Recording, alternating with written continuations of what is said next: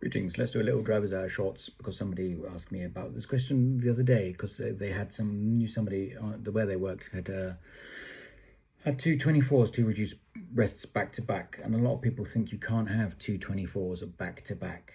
The law doesn't state that actually. All the law states when it comes to weekly rests is in any 2 fixed weeks you need at least 1 full and 1 reduced weekly rest. So anything between 24 and 45 is a reduced weekly rest. But it's perfectly possible to have two 24s or reduced rests back to back, and I'm now going to show you how.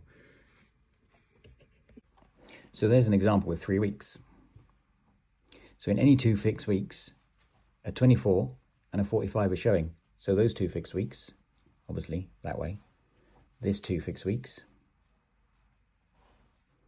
this 2 fixed weeks, and that 2 fixed weeks. So there's an example of how it's perfectly possible to have two 24s back to back.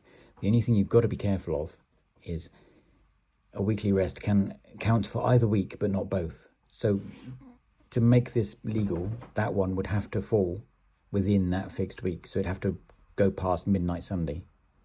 And the same for that one, have to be this side of midnight Sunday. But that's just an example of how it's perfectly possible to have two 24s back to back. A fixed week, of course, is midnight Sunday, basically to midnight Sunday. Yeah. So yeah, it's perfectly possible. You can also do it on international work, but like I say, you just have to keep very aware of things falling within a fixed week. So like I say, you've got to, if your weekly rest is on weekends, you've got to make sure it falls within the weeks that you want it to count for. Because if it doesn't, it won't count, of course. So there we go. You can now work more. Good day to you. Have a nice day.